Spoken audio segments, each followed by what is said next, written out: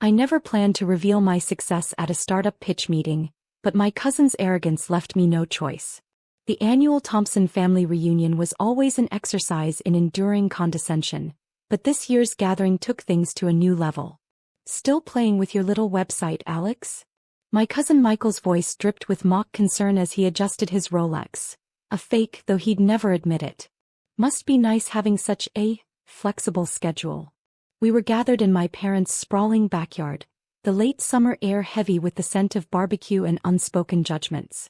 Around us, the successful members of the family traded stories about their corporate achievements and country club memberships. Something like that, I replied, taking a sip of my drink to hide my smile. If they only knew that my little website had evolved into Nova Digital, one of the most successful venture capital firms in Silicon Valley. But I'd kept that information carefully hidden, operating through holding companies and maintaining a low public profile. You know, Michael's brother David chimed in, there's an opening at my firm. Entry-level of course, but it's a real job. With benefits. He emphasized real, as if I'd spent the last 5 years playing video games instead of building a billion-dollar company. I glanced at my watch, a modest Timex that probably cost less than David's tie clip. The irony wasn't lost on me. I could buy his entire firm without denting my bank account. Thanks, but I'm good with my current situation. Current situation? Michael's wife Jessica joined our circle, designer handbag swinging from her arm. Is that what we're calling unemployment these days? If only they knew about the meeting I'd had that morning, where I'd approved a $50 million investment in an emerging AI company. Instead, I just shrugged, playing the role they'd assigned me, the underachieving cousin who couldn't handle the real business world. Leave him alone, my Aunt Patricia called from her seat near the grill. Not everyone is cut out for success. At least he's not asking us for money anymore. That drew knowing laughs from the gathered family members. 5 years ago, I'd approached them about investing in my startup. They'd not only refused but had turned it into a running joke. The foolish cousin who thought he could make it in tech. Remember when he wanted us to invest? David snickered. What was it, 50,000? Said it would be the opportunity of a lifetime. Best decision we ever made, saying no to that nonsense. Michael agreed. I put that money into my boat instead. Something real, you know. I remembered that day clearly. They'd laughed me out of the room, telling me to grow up and get a real job. Instead, I'd taken my savings, lived on ramen noodles for a year, and built Nova Digital from the ground up. Now we were the ones other startups begged to invest in them. Speaking of investments, David leaned in, his voice dropping conspiratorially. Michael and I have been working on something big. Tech startup. Revolutionary stuff. I raised an eyebrow, suddenly interested. Oh. Yeah, we've got this amazing idea for an app. Michael jumped in. We're actually pitching to some venture capital firms next week. Nova Digital is at the top of our list, heard they're the best in the business. I nearly choked on my drink. They had no idea that I was the founder and CEO of Nova Digital, the very firm they were hoping would fund their venture. Nova Digital? I kept my voice casual. Impressive. They're pretty selective though. Please. Michael waved his hand dismissively. Our idea is incredible. They'd be idiots not to invest. Besides, my friend knows a guy who knows someone on their board. It's practically a done deal. Jessica nodded enthusiastically. They'd be lucky to work with real business people like Michael and David. Not amateur hour website builders. He shot me a pointed look. I pulled out my phone, pretending to check messages while actually sending a quick text to my assistant. Check tomorrow's pitch schedule. Looking for anything from Michael or David Thompson. The response came back almost immediately. 10 a.m. slot. Thompson Tech Innovations. Requesting 2M seed funding. What's the matter, Alex? David smirked. Checking if anyone's visited your website? Just handling some business, I replied mildly. Business, Michael scoffed. Is that what we're calling it now? My phone buzzed again. My assistant had sent their pitch deck, a half-baked idea for a social media app that was essentially a poor copy of 3 existing platforms. Their financial projections were pure fantasy, and their technical specifications showed a fundamental misunderstanding of basic app development. You know what your problem is, Alex? Jessica said, warming to her favorite topic, my supposed failures. You never learned to think big. You're still playing around with websites while real entrepreneurs are out there making things happen. I thought about the 3 unicorn companies Nova Digital had helped launch this year alone, about the billions in successful investments under my management, about the fact that I was speaking at the World Economic Forum next month. Maybe you're right, I said, finishing my drink. Thinking big does seem to run in the family. Exactly. Michael clapped me on the shoulder. Which is why David and I are going to be the next big tech success story. This time next year, we'll probably be too busy with our millions to attend the family reunion. Wouldn't that be something? I mused, already looking forward to tomorrow's pitch meeting. The rest of the reunion passed in a blur of subtle digs and not-so-subtle reminders of my family's definition of success. Uncle Robert proudly announced his son's promotion to middle management. Aunt Patricia showed off pictures of her daughter's new subdivision home. My cousins took turns explaining basic business concepts to me, as if I was a child who needed education. I sat through it all, quietly sipping my drink and thinking about tomorrow. About how all their pretense and pride was about to come crashing down in the most spectacular way possible. Don't forget my offer about that entry-level position, David called out as I was leaving.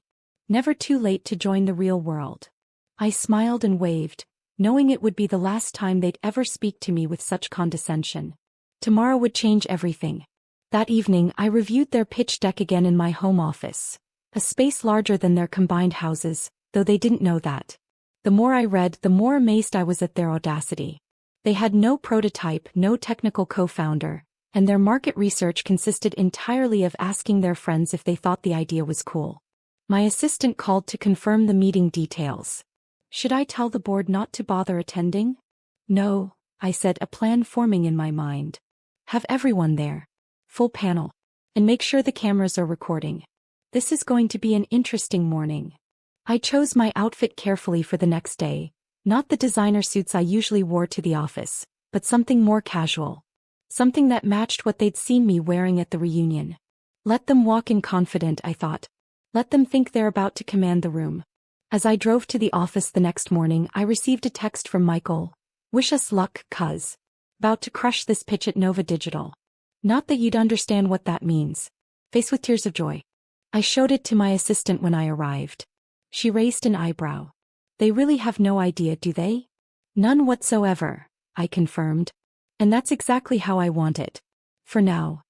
I settled into my chair at the head of the boardroom table, surrounded by some of the most successful venture capitalists in the country. People who trusted my judgment, who respected my expertise, who had helped me build Nova Digital into a powerhouse. Mr. Thompson and Mr. Thompson have arrived, my assistant announced through the intercom. Shall I send them in? I looked around at my board members, all of whom were aware of the situation and eager to watch it unfold. Let's see how big they can really think. Michael and David strode into the boardroom like they already owned it. Their confidence faltered slightly when they saw the full board 12 of Silicon Valley's most influential investors seated around the massive table. But they quickly recovered, straightening their shoulders and putting on their best business faces. Then they saw me. Alex. Michael's voice cracked. What are you doing here? Did you get a job as an assistant or something? David asked, clearly trying to make sense of my presence at the head of the table. I smiled, letting the moment stretch out uncomfortably. Please, start your presentation. We're all very excited to hear about this revolutionary app. They exchanged confused glances but launched into their pitch. It was painful to watch.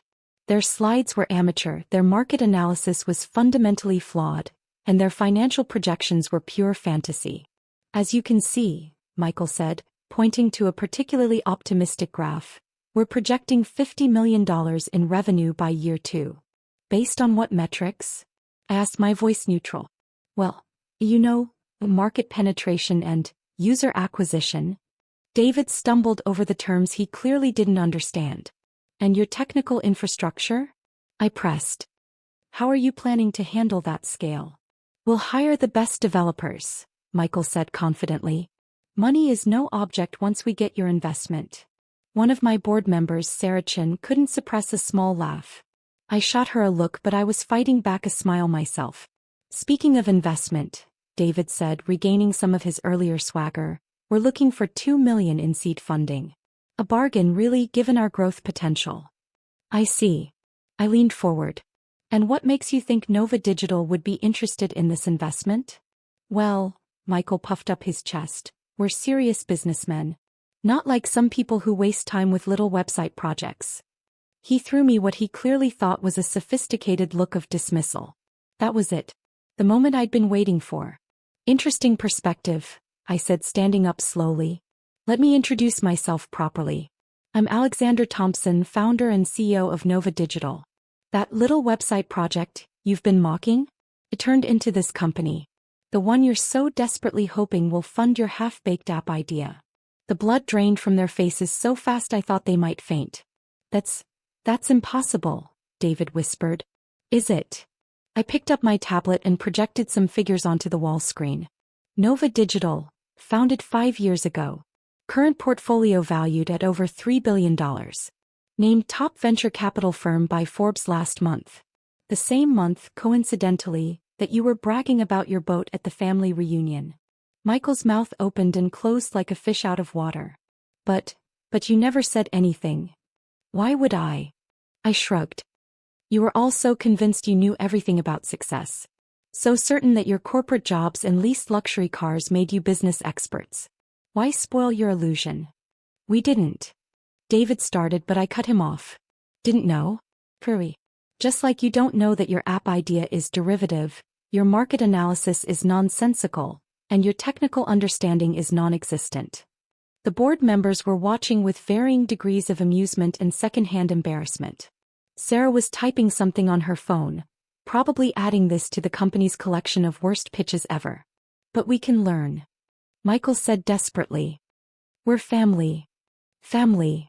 I let out a short laugh. Yesterday I was the embarrassing cousin who played with websites.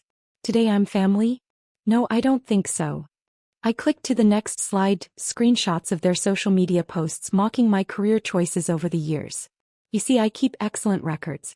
Every dismissive comment, every condescending offer of an entry-level position, every time you used me as an example of failure to warn your kids about. Those were jokes, David protested weakly. Hilarious, I agreed dryly. Almost as funny as your projected user acquisition costs. Did you just make up these numbers or did you use a random number generator? Jessica chose that moment to burst into the room, designer handbag swinging wildly. The receptionist just told me. Alex, you have to. Mrs. Thompson, I nodded politely. Perfect timing. I was just explaining to your husband and brother-in-law why their pitch is being rejected. Rejected? She looked like she might hyperventilate. But your family. Am I? I projected one final screenshot, her Instagram post from last week. So sad to see some people never grow up. Still playing with computers while real adults build careers. Interesting definition of family you have there. That's different, she stammered. We didn't know.